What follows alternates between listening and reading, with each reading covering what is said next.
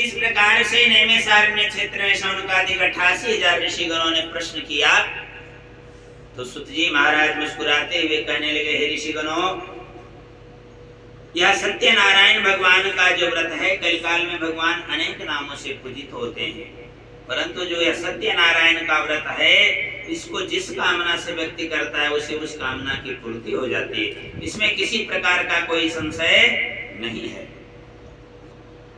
कहने लगे कि वह कथा मैं आप लोगों को श्रवण कराऊंगा जो नारद जी के पूछने पर भगवान ने बतलाया था।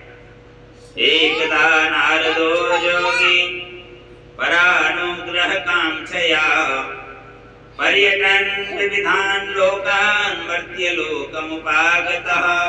कहने लगे एक बार नारद जी अनेक लोकों में विचरण करते हुए सत्संग करने के विचार से मृत्यु लोक में पहुंचे, लेकिन यहाँ आकर उन्होंने देखा कि संसार के समस्त प्राणी दुखी हैं।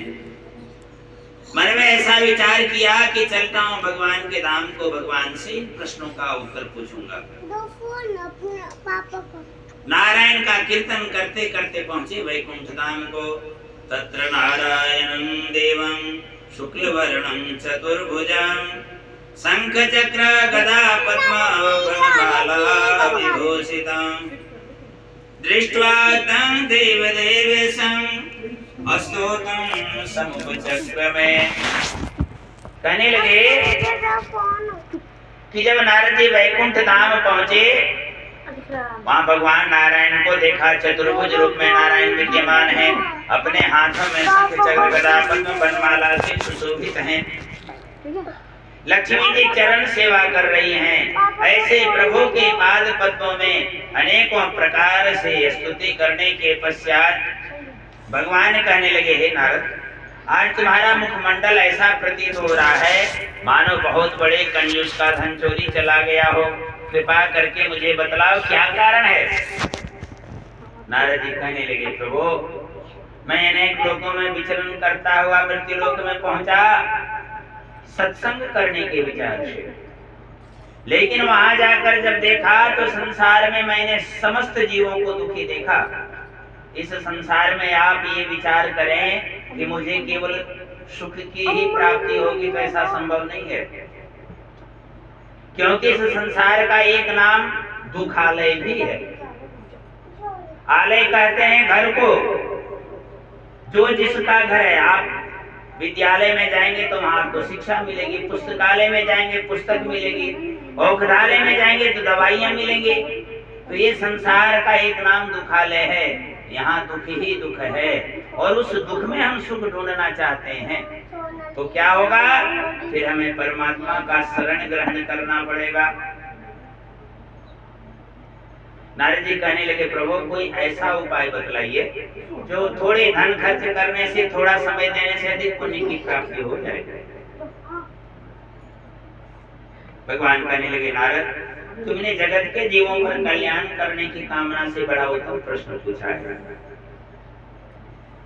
कलिकाल में भक्त अपने हृदय में मेरे स्वरूप का जैसा चिंतन करते हैं मुझे वैसा बन जाना पड़ता है, इसलिए मेरे हजारों नाम हैं, परंतु जो यह सत्यनारायण का नाम है, व्रत है, इसको जो जिस कामना से करेगा उसे उस कामना की पूर्ति हो जाएगी। अब नारद जी पुनः हाथ जोड़कर कहने लगे, किं फलं किं विधानं च कृतं कैरेव तद्व्रतं तत्सर्वं विस्तरात् ब्रूहि कदा कार्यं हि तद्व्रतं। हे प्रभु, इस व्रत का क्या विधान है, क्या फल है, किस दिन किस समय से करना चाहिए, आप इस व्रत के सारे विधान को कृपा करके हमें बतलाएं। भगवान कहने लगे, नारद, जिस किसी भी दिन व्यक्ति के मन में भक्ति और श्रद्धा उत्पन्न हो जाए, जस्मिन् कस्मिन् दिने मर्त्य और भक्ति श्रद्धा समन्वितः, उसी दिन सायंकाल में निशामुख कहते हैं जब रात्रि का आगमन होने का होता है, उस समय भगवान की कथा श्रवण करे। नैवेद्य में पके केले का फल, शर्करा घृत दूध, गेहूं का चूर्ण ले, गेहूं के चूर्ण के अभाव में चावल का चूर्ण ले, संपूर्ण प्रसाद भक्ति भाव से भगवान को निवेदित करे, भोग लगावे, बंधु बांधवों सहित कथा श्रवण करे, प्रसाद ग्रहण करे, ब्राह्मण को भोजन करावे, दक्षिणा देवे। तदंतर सभी लोग भगवान के इस कथा के विषय में विचार करते हुए अपने अपने घर को जाएं। सज्जनों, कोई भी किसी को तब तक बदल नहीं सकता जब तक वह स्वतः नहीं बदलना चाहता हो। दुनिया में कोई ऐसी दवा नहीं बनी है कि उस व्यक्ति के मन में जो वह आलस्य बैठ गया है वह कभी दूर हो सके। इस प्रकार से नारद जी को भगवान ने कथा के समस्त विधि विधान को बतलाया। नारद जी बड़े प्रसन्न चित्त होकर के भगवान के नाम का कीर्तन करते करते जत्र तत्र इस संसार में मृत्यु लोक में आकर के प्रचार प्रसार करने लगे। श्री स्कंद पुराण खंडे सत्यनारायण व्रत कथायां प्रथमोऽध्यायः। प्रेम से बोले श्री वृंदावन बिहारी लाल की जय। सत्यनारायण भगवान की जय। बंसी वाले की जय। भगवान के नाम का कीर्तन करेंगे। श्री राधे गोविंद भज मन श्री राधे। श्री राधे गोविंद श्री राधे। श्री राधे गोविंद राधे। श्री राधे गोविंद राधे। श्री राधे गोविंद भज मन श्री राधे। श्री राधे गोविंद भज मन श्री राधे। तेरे चरणों की धूल अगर जो मिल जाए।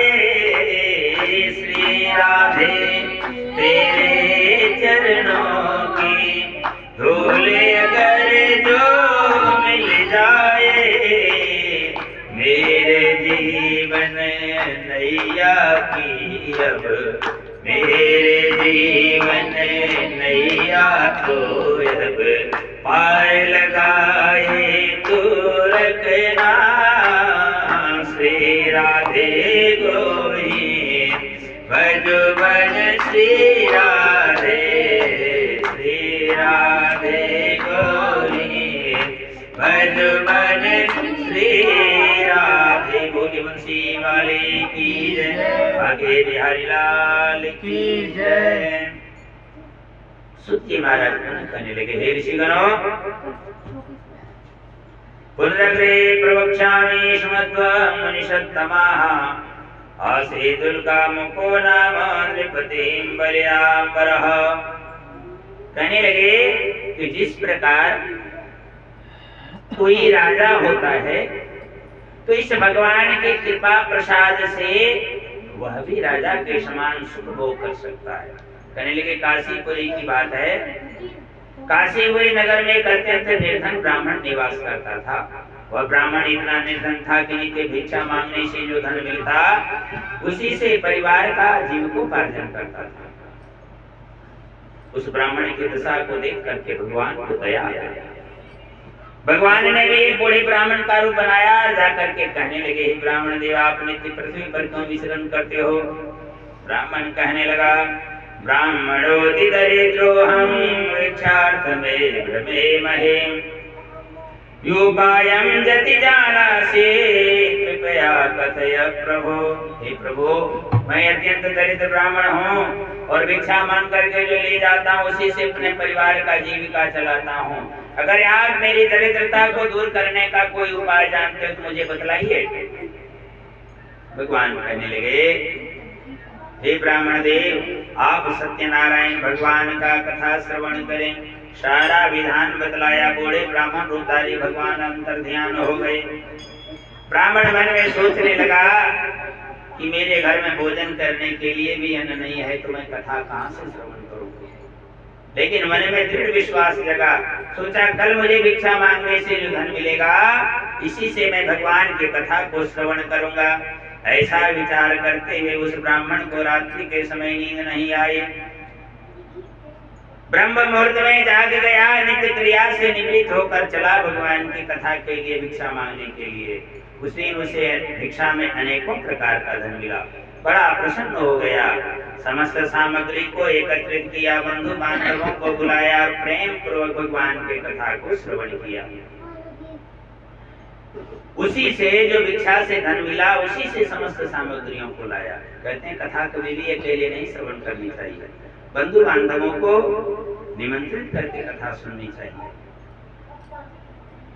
इस प्रकार से उस ब्राह्मण ने इस लोक में सुख पा करके अंत में भगवान के परम धाम को चला गया। ये जो मनुष्य का शरीर मिला है, ये केवल परिवारजनों के भरण पोषण करने के लिए नहीं मिला है, अपने इस शरीर के लिए मोक्ष प्राप्ति का साधन है। तो केवल मनुष्य का शरीर है, केवल मनुष्य के शरीर से किए हुए पाप पुण्य को अन्य योनियों में हम भोग करते हैं। इसीलिए कर्म आप कुछ भी करें, लेकिन भगवान का स्मरण अपने हृदय में अवश्य रहना चाहिए, तभी हमारा बेड़ा पार होता है। एक दिन की बात है, वही ब्राह्मण धनेश्वरी के अनुसार व्रत करने के लिए तैयार हुआ था। इतने में एक लकड़ी बेचने वाला लकड़हारा आया, दरवाजे पर लकड़ियों के बोझ को रखा, अंदर प्रविष्ट हुआ जल पीने के विचार से, लेकिन देखा भगवान की कथा हो रही है, बैठ गया, कथा श्रवण किया, प्रसाद ग्रहण किया, जलपान किया और हाथ जोड़कर पूछने लगा किमिदं कुरुसे राजन भक्ति युक्तेन चेतसा प्रकाशं कुरु तत्सर्वं श्रोतुमिच्छामि साम्प्रतं हे राजन। आज्ञा क्या करने से क्या फल मिलता है? वह ब्राह्मण कहने लगा, लकड़हारे मेरे यहाँ ये जो धन धान्य दिख रहे हैं ना, इसी व्रत के प्रभाव से मुझे प्राप्त हुआ है। अब तो लकड़हारा भी बड़ा प्रसन्न हो गया, मन में सोचने लगा मैं भी भगवान के कथा को श्रवण करूंगा। ऐसा विचार करके प्रसाद ग्रहण कर जलपान करके चला। जहाँ धनी संपन्न लोग रहते थे ऐसे नगर में गया। उस दिन भगवान की कृपा से उसे अनेकों प्रकार का धन मिला, बड़ा प्रसन्न हो गया, दोगुना धन मिला उस लकड़ी का। इससे प्रसन्न होकर के वह कच्चे केले का फल, शर्करा, घृत, दूध, गेहूं का चूर्ण लेकर के आया, बंधु बांधवों को बुलाया और प्रेम पूर्वक भगवान की कथा को श्रवण किया। इस कथा के पुण्य प्रताप से उस लकड़हारे का भी लकड़ियों का व्यापार धीरे धीरे बढ़ने लग गया, जिससे इस लोक में सुख पा करके अंत में भगवान के परम धाम को चला गया। श्री स्कंद पुराणे खंडे सत्यनारायण व्रत कथायां द्वितीयोऽध्यायः। प्रेम से बोले श्री वृंदावन बिहारी लाल की जय, सत्यनारायण भगवान की जय, बंसी वाले की जय। कीर्तन बोलेंगे, जय जय गोविंद गोविंद गोपाला, जय जय गोविंद गोविंद गोपाला, जय मुरली मनोहर नंद लाला, जय मुरली मनोहर नंद लाला, जय जय गोविंद गोविंद गोपाला, जय जय गोविंद गोविंद गोपाला, जय जय गोविंद गोविंद गोपाला, जय जय गोविंद गोविंद गोपाला, जय मुरली मनोहर नंद लाला, जय मुरली मनोहर नंद लाला, जय जय गोविंद गोविंद गोपाला, जय जय गोविंद गोविंद गोपाला। बोले मांगे बिहारी लाल की जय, सत्यनारायण भगवान की जय। सुतवाच पुनरग्रे प्रवक्ष्यामि श्रीमद्भं मुनिषत्तमाः घोराजङ्गाम घोरम नृपस्यासीन् महामतिः जितेन्द्रिय सत्यवादी जजो देवालयं प्रति दिने दिने धनं दत्त्वा द्विजान् संतुयत्सुधिः। सुति महाराज कहने लगे, पूर्व काल की बात है, कुलकामुक नाम का राजा था जो जितेंद्रिय था, सत्यवादी था, धर्मात्मा था। नित्य प्रतिदिन मंदिर जाता, ब्राह्मण और गरीबों को दान दे करके संतुष्ट किया करता था। कमल के समान मुख वाली सुंदर उसकी प्रमुखता पतिव्रता पत्नी थी। एक दिन की बात है, भद्रशिला नाम के नदी के तट पर व्रत करने के लिए तैयार हुआ था। इतने में रत्नों का व्यापारी साधु नाम का वैश्य वहां पहुंच गया। ब्रज में दीक्षित देखकर पूछने लगा, राजन आप यह क्या कर रहे हो, इसके करने से क्या फल मिलता है? तो वह कहने लगा, भोजनं सत्य देवस्य कृत्वा विधि विधानतः ततो भाग्यवशातेन विस्मृतं फलमुत्तमम्।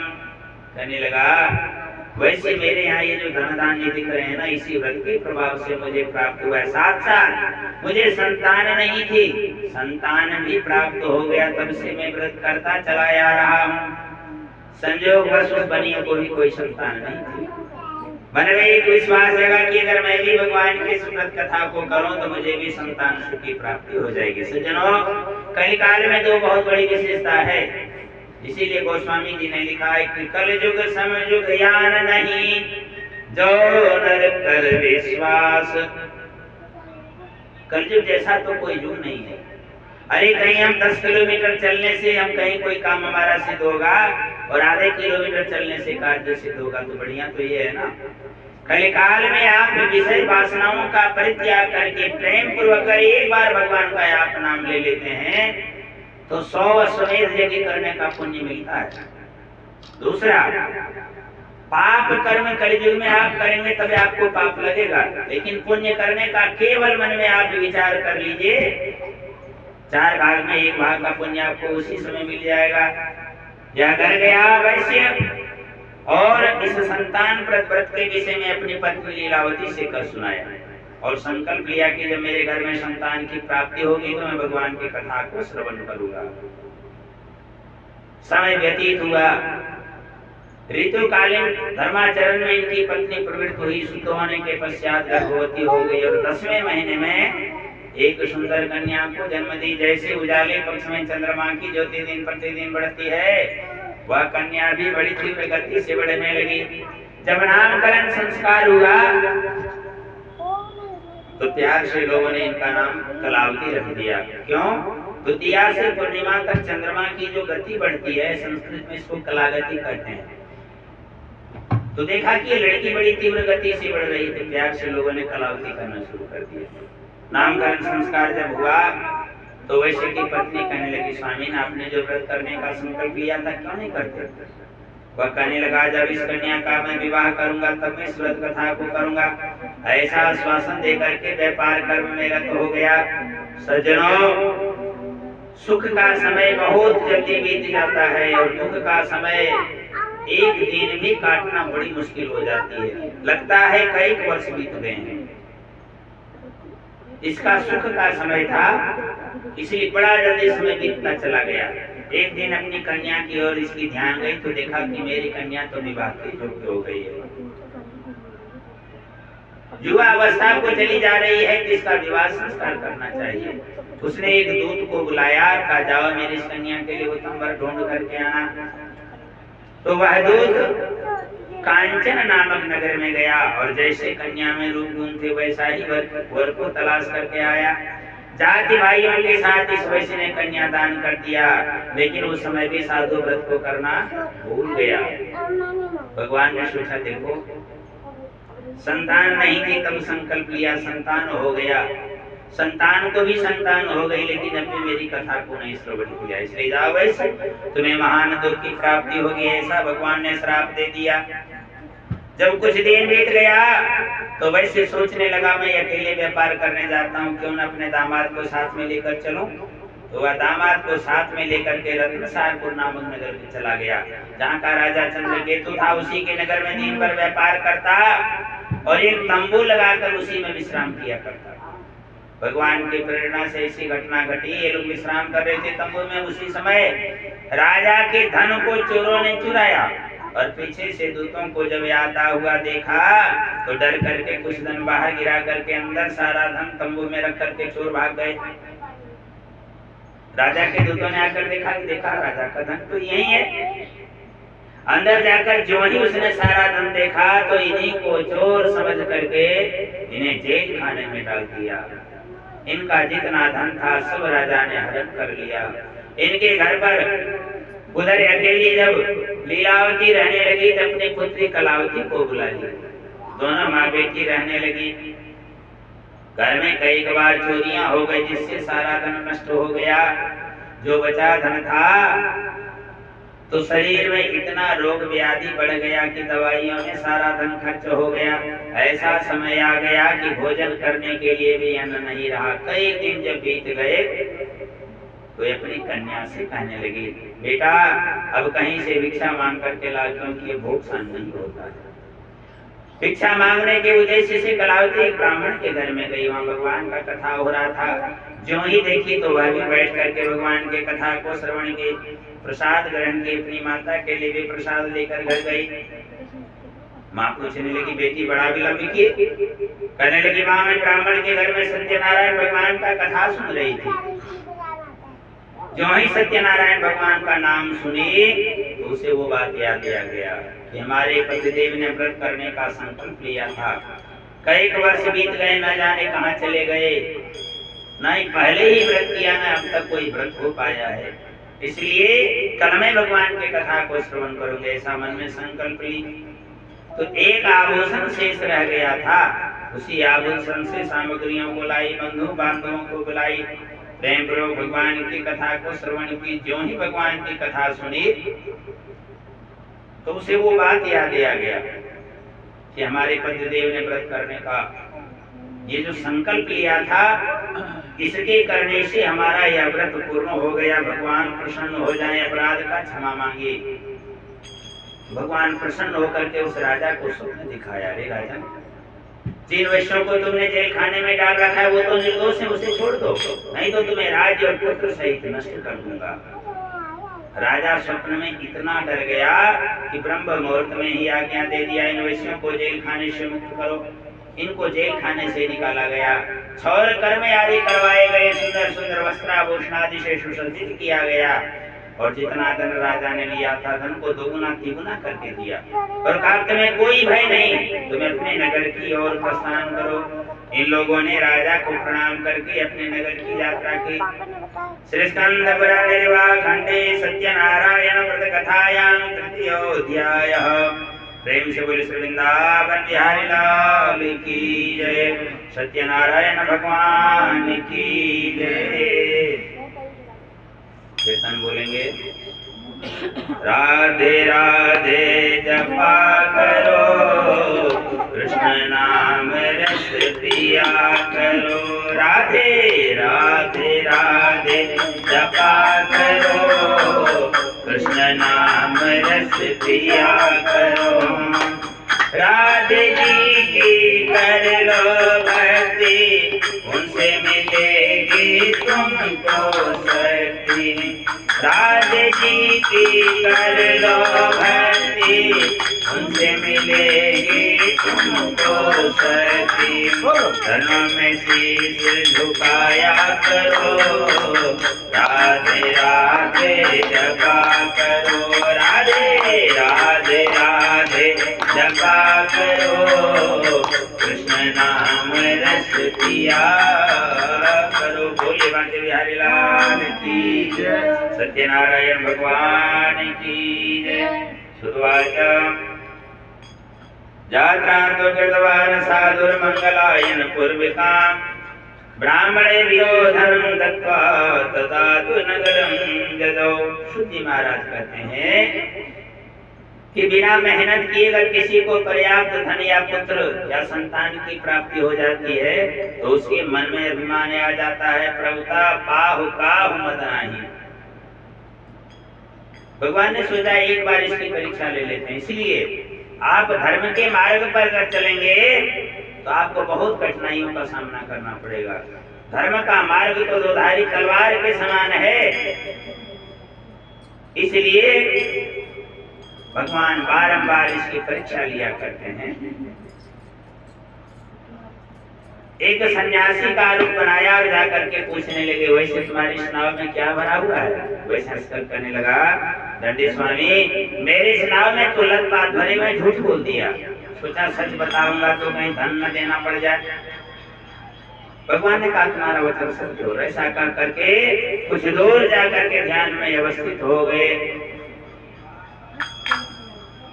इस प्रकार से नित्य क्रिया करने के पश्चात साधु ने देखा कि नाव जल में ऊपर उठा हुआ है। नजदीक जाकर जो ही उसमें रत्नों के स्थान पर लता पत्रादि देखा तो मूर्छित होकर जमीन पर गिर पड़ा। जब मूर्छा से जागा तो उसका दामाद कहने लगा, आपने जो असत्य वचन कहा ये उसी का परिणाम है। अगर आप चाहते पहले के समान धन मिल जाए तो उसी सन्यासी की शरण में आपको जाना होगा।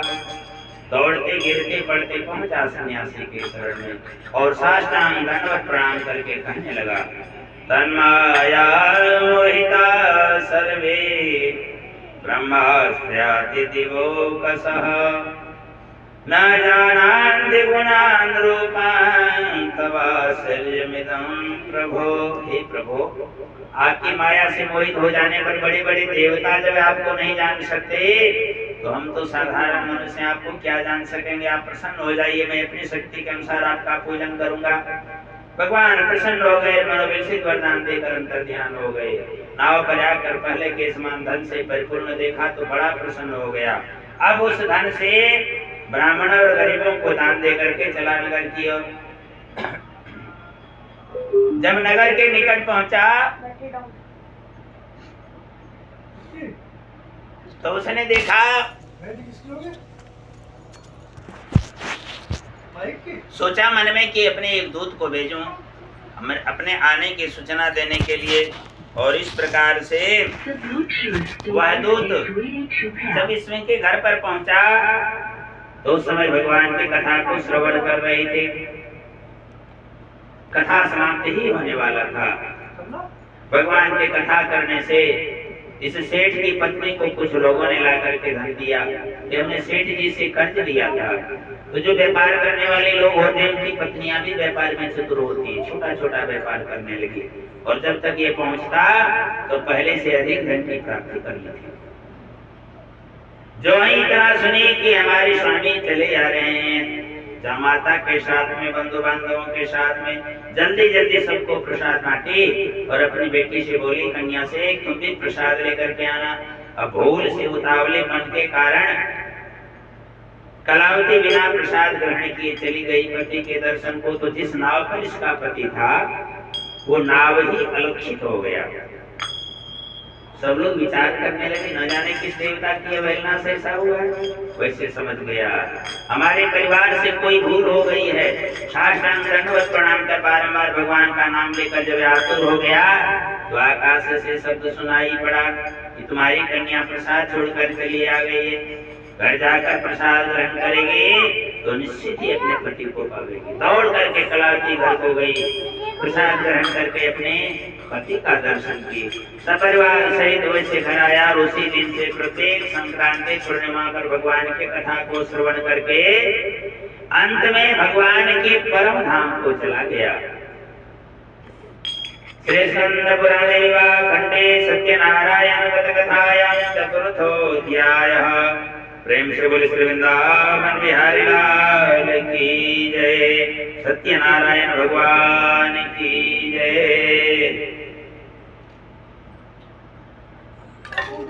राधे राधे जपा करो, कृष्ण नाम रस पिया करो। राधे राधे राधे जपा करो, कृष्ण नाम रस पिया करो। राधे जी की कर लो भक्ति, उनसे मिलेगी तुमको शक्ति। राधे जी की कर लो भक्ति, उनसे मिलेगी तुमको शक्ति। चरणों में शीश झुकाया करो, राधे राधे जपा करो। राधे राधे राधे जपा करो, कृष्ण नाम रस पिया करो। बोलिए माँ के बिहारी लाल की जय, बंसी वाले की जय। शुद्धवाच सुखी महाराज पूना करने लगे। ऋषिगणों, कभी भी भगवान के प्रसाद का परित्याग नहीं करना चाहिए। एक तुमरध्वज नाम का राजा था, शिकार खेलने के लिए जंगल में गया, मृगादि पशुओं का शिकार किया, वापस लौटते समय विशाल वटवृक्ष के पास विश्राम करने लगा। राजा ये अहंकारी प्रवृत्ति का था, उसने ना ही भगवान को प्रणाम किया। जब ग्वाल बाल प्रसाद देने लगे तो प्रसाद का भी अनादर कर दिया। जब घर पहुंचा तो धन धान्य नष्ट पाया। सोचा मैंने जो भगवान का अपमान किया ये उसी का परिणाम है।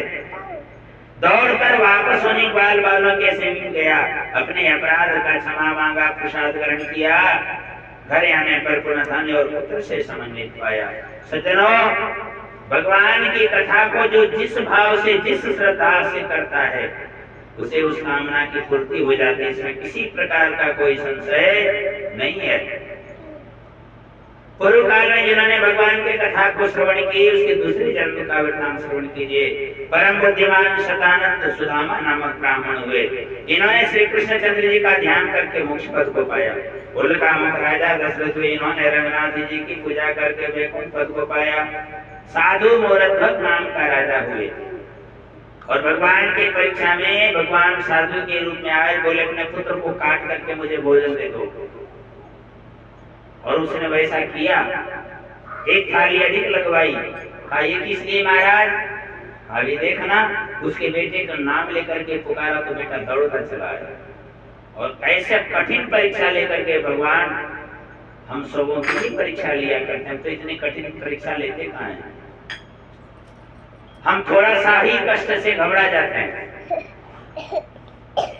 लेकिन वास्तविक में ये कर्म भी तो हमारे किए हुए जो दुख का कारण बना हुआ है। कोई किसी को दुख और सुख नहीं दे सकता। जो लकड़हारा था वही निषाद राज वो हुआ। इन्होंने रामचंद्र जी की सेवा करके मोक्ष पद को पाया। उल्कामुख राजा दशरथ हुए, इन्होंने रंगनाथ जी की पूजा करके वैकुंठ पद को पाया। सज्जनों, भगवान की कथा इतनी पावन कथा है, जो जिस भाव से, जिस कामना से करता है, उसे उस कामना की पूर्ति हो जाती है। इसमें किसी प्रकार का कोई संशय नहीं है। श्री स्कंद पुराण खंडे सत्यनारायण व्रत कथायां पंचमोऽध्यायः। प्रेम से बोले श्री वृंदावन बिहारी लाल की जय। सत्यनारायण भगवान की जय। श्री विष्णु भगवान